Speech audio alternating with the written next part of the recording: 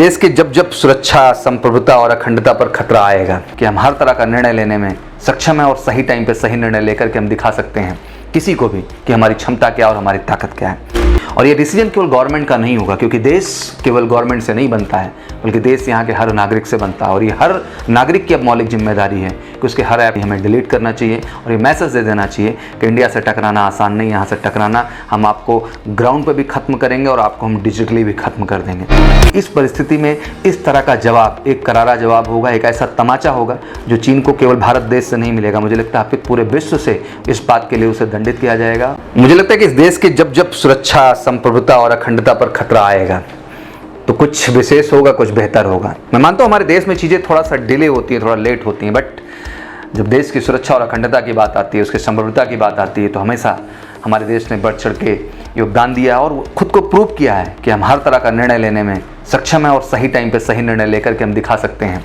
किसी को भी कि हमारी क्षमता क्या और हमारी ताकत क्या है। ऑब्वियसली आप समझ चुके होंगे आज मैं किस मुद्दे को लेके आया हूँ।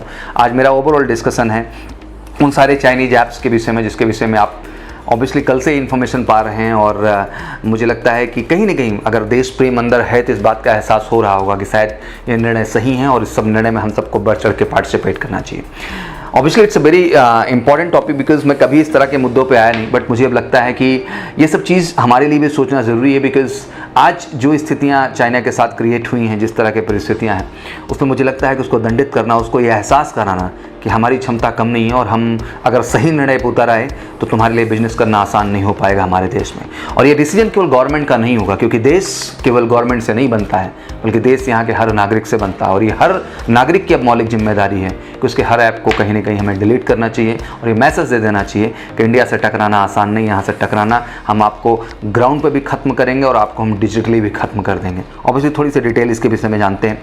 Ministry of information technology use section 69A का यूज करते हुए फाइनली इन सारे के सारे ऐप्स को हटा दिया है, जिनमें टोटल डिटेल जो हमारे पास आई है इसके अंतर्गत आपके 59 ऐप्स को जो है वो बैन कर दिया गया है। ऑब्वियसली अब इसमें कई सारे प्रोस्पेक्ट हैं, जब इनको हम ध्यान से देखना शुरू करें तो there was engaged in activity जिसमें कह सकते हैं प्री जुडिशियल टू सॉवरेनिटी के लेकर के, इंटीग्रिटी को लेकर के इंडिया की, साथ ही defence of India, security of state and public order को देखते हुए, और सबसे बड़ी बात हमारे देश के कल्चर वैल्यू के अगेंस्ट जो प्रमोशन का कॉन्सेप्ट चल रहा था, ऑब्वियसली उन सारे प्रोस्पेक्ट को देखते हुए कहीं ना कहीं ऐप्स को बैन करना ज़रूरी था। तो मैं यही कहना चाहूँगा कि this is a time to take a decision. यार मुझे लगता है कि this is a time obviously we should make a vocal for local and that's really a very nice line obviously said by प्रधानमंत्री नरेंद्र मोदी जी के द्वारा बहुत बड़ी लाइन कही गई है।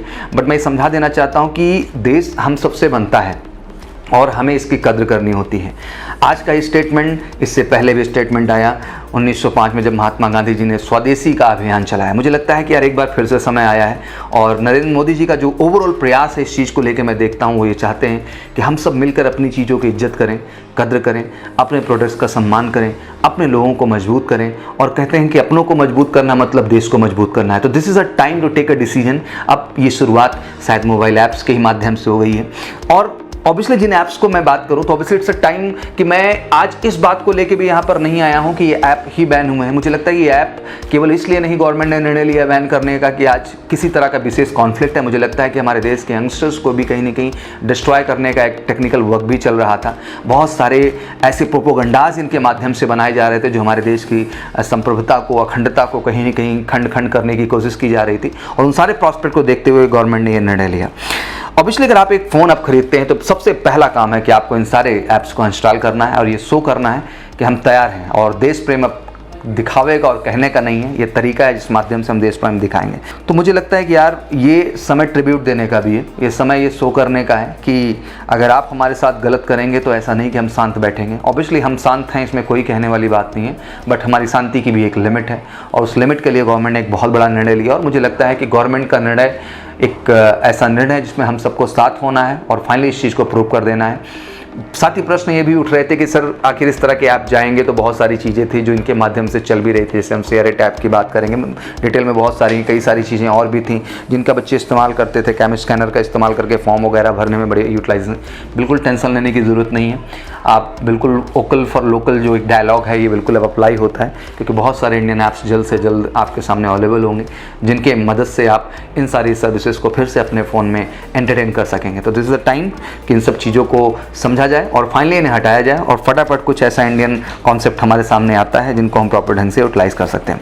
मैं यही समझाना चाहूँगा कि हर छोटे छोटे प्रयास, छोटे छोटे एफर्ट्स ये यादगार बनता है और आज ये समय है कि अपने मेमोरी में इस चीज़ को हम जोड़ें और ये दिखाएं कि हमारा देश हर परिस्थिति में यूनाइट है। आज जिस समस्या से हमारा देश गुजर रहा है उस दौरान एक नई समस्या का चाइना के द्वारा क्रिएट किया जाना, ये उसकी चीपनेस और कहीं ना कहीं उसकी गंदी हरकतों को दर्शाता है।